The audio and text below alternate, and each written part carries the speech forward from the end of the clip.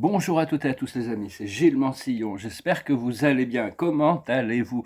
On a vraiment tourné une page actuellement. Moi, personnellement, je m'excuse, je suis toujours en train de moucher et de tousser. J'ai la tête prise comme si j'avais pris des psychotropes. C'est donc, j'ai fait quelques lapsus hier. Mais enfin, il y a beaucoup, c'est des énergies qui sont en train d'évacuer pour vraiment préparer le terrain pour quelque chose de tout nouveau. Donc, c'est vraiment assez.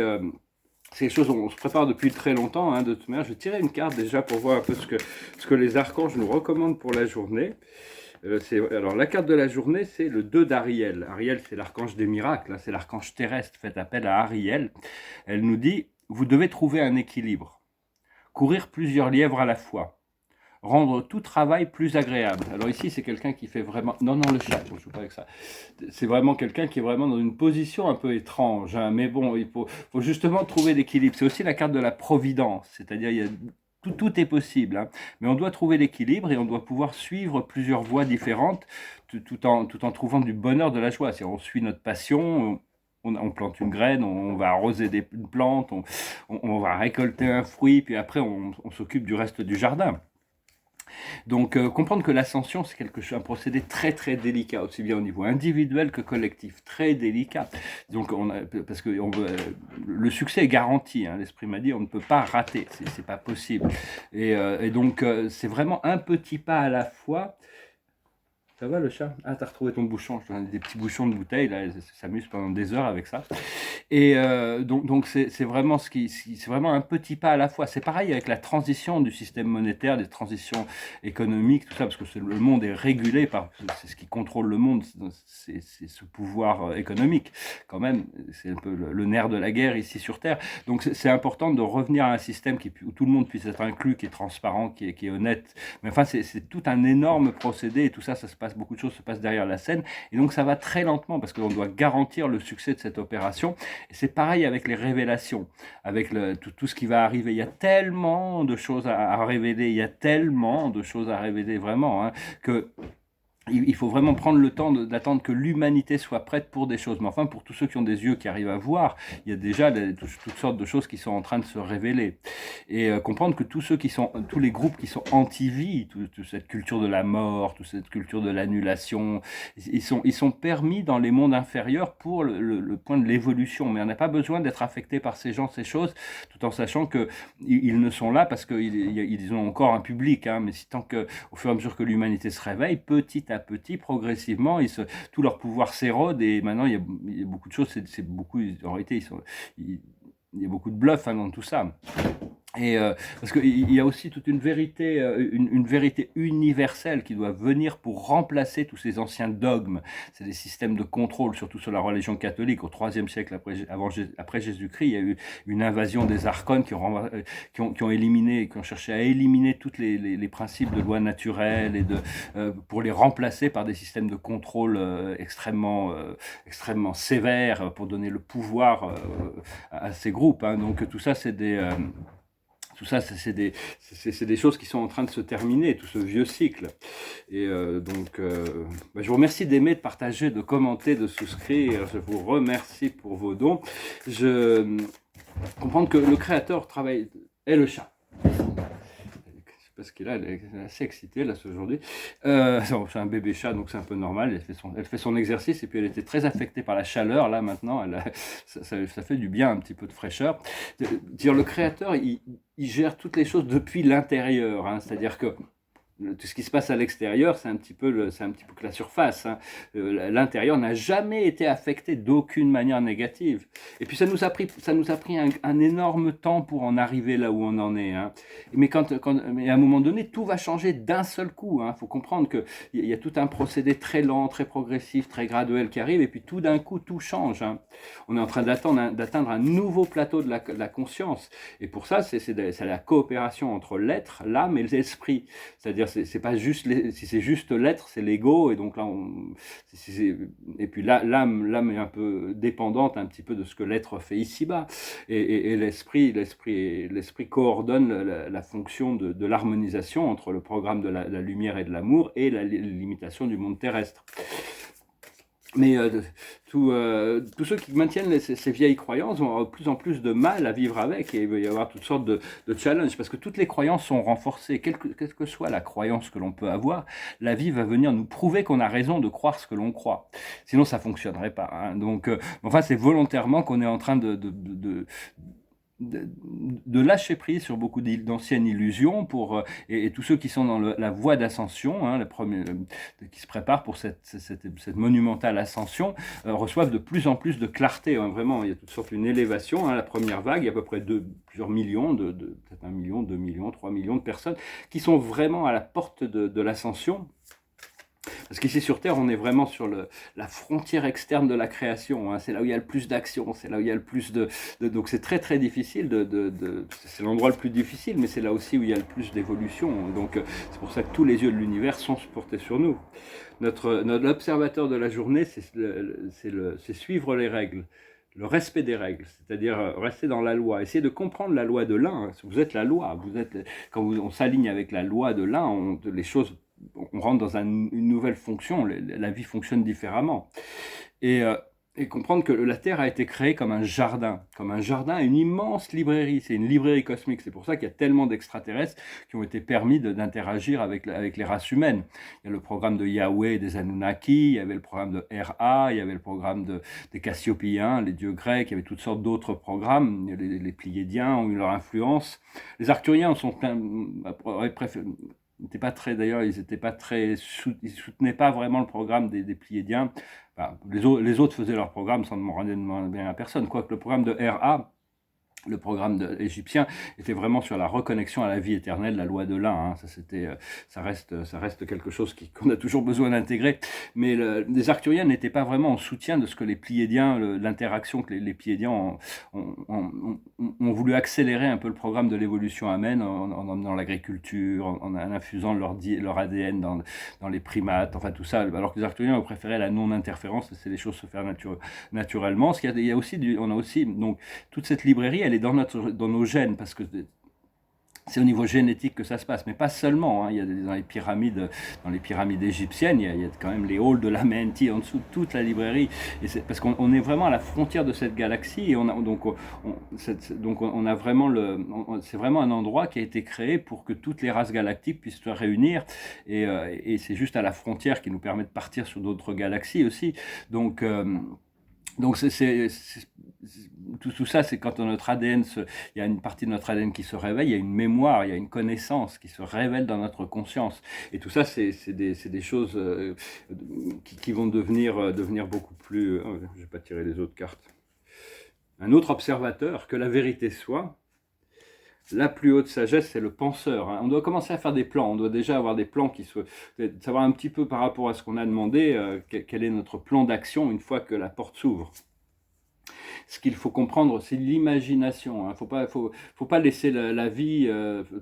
disons qu'il y a un côté contemplatif, mais on a un côté créatif. On doit pouvoir imaginer les choses, on doit pouvoir envisager les choses, on doit pouvoir informer l'univers sur comment on voit les choses. C'est pas l'univers, le Dieu est tellement vaste, il va rien imposer. Ça dépend aussi de la conscience humaine, hein. Ça dépend au plus le collectif de l'humanité évolue dans sa conscience, au plus le Créateur peut assister dans la création d'une vision supérieure.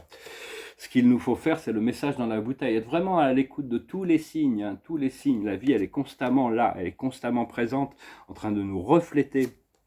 Et l'aboutissant, c'est cette nouvelle vie, ce nouveau cycle, cette nouvelle page qu'on vient de tourner. Donc continuez à rester dans la gratitude et l'appréciation, comprendre que vous êtes l'acteur principal dans l'histoire de l'univers. Il n'y a pas d'acteur plus principal dans votre vie. Et votre vie, c'est la seule chose sur laquelle vous avez de pouvoir. Donc vous êtes vraiment l'acteur principal. Et donc c'est vous ici maintenant, hein, l'être. L'âme, on doit écouter et l'esprit, hein. Donc c'est vraiment, on doit s'aligner pour pouvoir être pleinement dans notre mission. Mais cette mission, elle transcende la Terre, elle transcende, ça va beaucoup plus loin que ce que l'on peut penser en réalité. Et il y a beaucoup de trésors archéologiques qui vont être découverts ici-bas, aussi bien des trésors profanes que des trésors sacrés. Et donc, Seulement on doit attendre, oui, l'esprit m'a révélé l'existence, l'emplacement, enfin, pas forcément, je reçois l'information quand j'en ai besoin, mais enfin on m'a montré tous ces beaucoup, beaucoup de trésors qui sont dans la terre, mais seulement ça peut pas être sujet à l'avidité et la cupidité, non seulement des hommes, mais des gouvernements.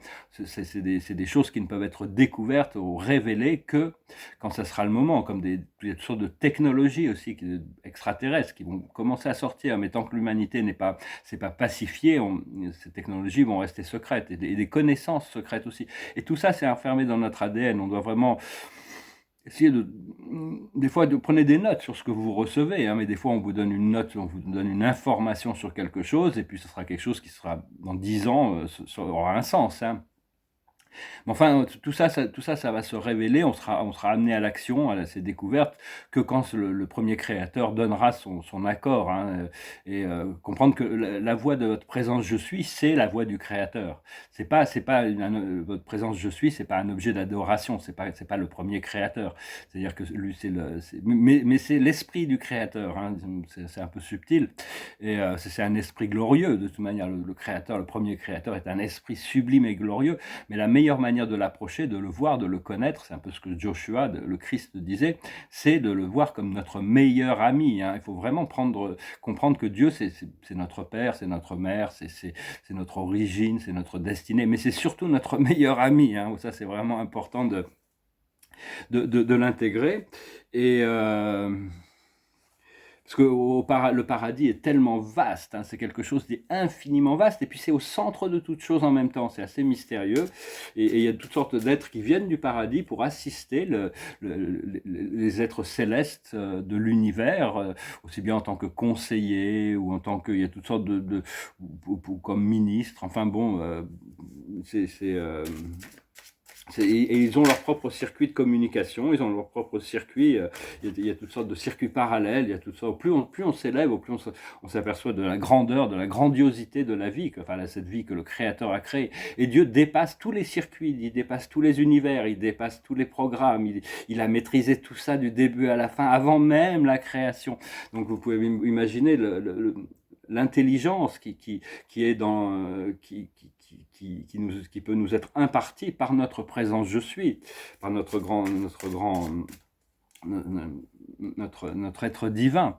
Et parce que faut comprendre aussi que tous les êtres sombres, négatifs, eux, ils sont très très inconfortables avec la lumière, hein, avec tout cet amour qu'on peut apporter. Comme nous, en tant qu'être de lumière, on est très inconfortable avec toutes ces choses négatives et lourdes.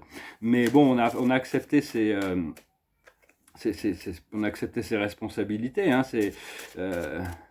comprendre que la nature est du côté de la lumière, hein, la nature est du côté de la lumière, elle va doucement, elle va lentement, et tout le système électronique, industriel, digital est du côté de l'obscurité, ça va vite, c'est agité, c'est bruyant, hein, donc on doit se reconnecter avec la nature, et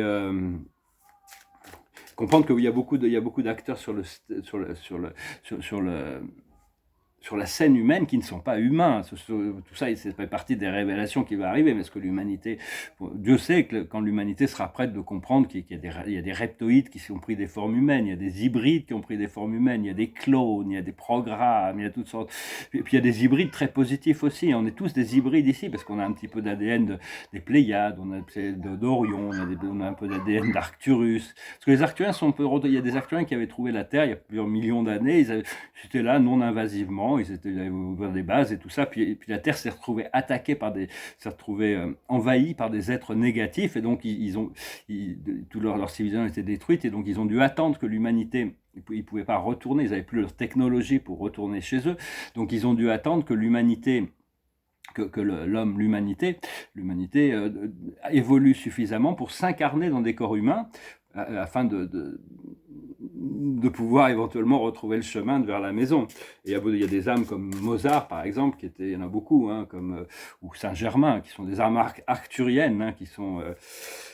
Et d'ailleurs, dans la musique de Mozart, il y a des codes très très spécifiques, très puissants. Donc c'est bien de retourner à la nature, hein. Personnellement, Enfin, je vois que dans le futur, c'est ma vision, mais dans le futur, l'humain va vivre complètement décentralisé, proche de la nature. Il y aura des lacs artificiels, des réseaux d'eau, des cristaux. Et ça sera beaucoup plus intégré, hein. Mais pour le moment, personnellement, ma mission, ça va être d'aller dans les villes, parce que c'est là, sur un nouveau projet, c'est pas d'aller, si on veut développer un nouveau projet, c'est pas aller au milieu du désert ou dans une île déserte ou même au milieu de la forêt, hein. C'est pas là où ça se passe. On doit aller dans les villes, parce que c'est là où les gens se trouvent. Donc, il faut juste arriver à trouver l'équilibre. Enfin, beaucoup de gens vont devoir vont préférer se sortir de tout cette cohue pour rentrer dans un endroit plus calme, plus serein. La nature est vraiment là pour nous enseigner ce qu'on a besoin. Bon, personnellement, j'ai une mission culturelle, donc les villes restent quand même assez centrales dans mon programme. Enfin, c'est très personnel. Et c'est juste arriver à trouver toujours l'équilibre, hein, continuer à cultiver ce sens de la connexion.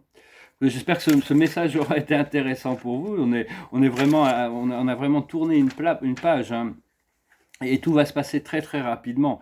Faut vraiment, faut vraiment juste continuer à cultiver ce sens de la présence et du présent et de rester bien, d'accepter que le vent a tourné, le vent du changement. Cette chanson que je vais chanter là, ça se passe en Russie, ça parle de la paix, hein. On est content de voir que ces conflits entre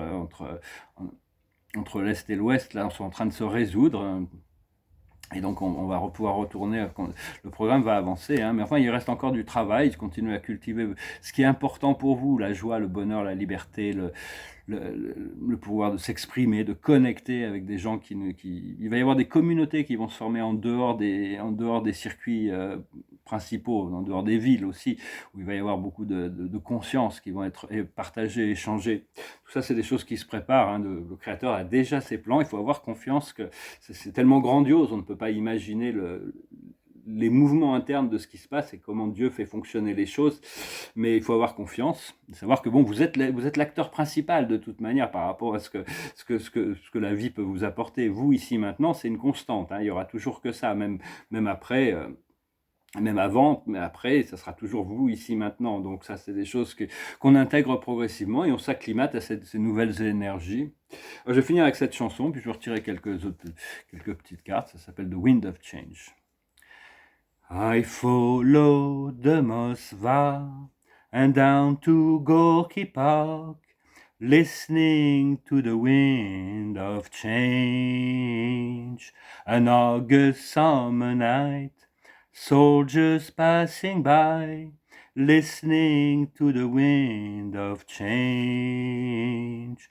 The world is closing in, and did you ever think that we could be so close, like brothers?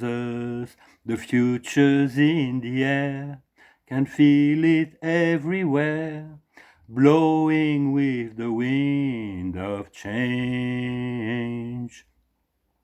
Take me to the magic of the moment on a glory night, where the children of tomorrow dream away in the wind of change. Walking down the street, distant memories are buried in the past forever. I followed the Moskva and down to Gorky Park, listening to the wind of change. Take me to the magic of the moment on a glory night, where the children of tomorrow share their dreams with you and me. Take me to the magic of the moment on a glory night, where the children of tomorrow dream away in the wind of change. The wind of change blows straight into the face of time, like a storm wind that will ring the freedom bell for peace of mind. Let your balalahika sing what my guitar wants to say. Take me to the magic of the moment on a glory night, where the children of tomorrow dream away in the wind of change, In the wind of change. Le vent du changement. J'ai beaucoup de... vraiment, on va voir, hein, la Russie, c'est un endroit qui m'intéresse beaucoup aussi. On va voir, le monde entier, en réalité, a énormément beaucoup à apporter. Hein. Tout le monde est en train de se réveiller, hein, tous les continents, toutes les sociétés, les cultures. Ça va être, on doit retourner ce monde au jardin du paradis, hein, quand les mémoires vont se réveiller. Et dans le futur, il y aura toutes sortes... des extraterrestres pourront recommencer à marcher parmi nous, les maîtres ascensionnés, le Timus, le groupe, tous bon, les anges et les archanges resteront sans forme, hein, mais ils seront là, ils pourront quand même communiquer avec nous. Je ne fais qu'exprimer une vision, une perspective, bien sûr, il y a un nombre incalculable de perspectives dans la vie. Et l'observateur de la journée, c'est la tempérance. Hein. Restez équilibré, restez la partie lumineuse, dominante à l'intérieur de nous, continuez à cultiver cette alchimie, à se purifier. La sagesse vient du pouvoir de la création. Ce globe de la création, on ne l'a pas eu entre les mains depuis Atlantis. On a été un peu... dans l'ignorance, hein. Maintenant on retrouve ce globe de la création, le pouvoir de créer, le pouvoir de co-créer. Ce qu'il faut comprendre, c'est la rencontre. Il y a des rencontres qui arrivent, hein. Il y a des rencontres puissantes, plein de rencontres très importantes qui vont permettre justement d'élargir notre champ de possibilités. Ce qu'il faut faire, c'est la justice, être droit, être juste, être transparent, être équitable, hein, continuer à cultiver ce sens de l'équilibre et de la balance. Et l'aboutissant, ça va être l'abondance, la liberté. L'abondance, c'est de faire ce que l'on veut, quand on veut. Ça vient sous toutes sortes de formes. Ça vient sous la forme de... Ça peut être de l'argent, ça peut être des cadeaux, ça peut être des partages, ça peut être des opportunités, ça peut être le sens des possibilités. C'est toutes sortes de choses. On a besoin de toutes ces choses. De toute manière, on a besoin d'être vraiment intégré le plus possible dans cette connaissance. Hein. Il y a toutes sortes de choses aussi qui me sont présentées par rapport à mon implication personnelle dans toutes sortes de programmes. Hein. On va voir comment ça va se dérouler. Hein. Mais l'âme a déjà prévu, hein, toutes ces choses. Donc, suivez votre âme, suivez votre cœur, écoutez la voix du cœur et puis tout se passera bien. Je vous remercie, je vous salue, je vous souhaite une excellente journée. Salam.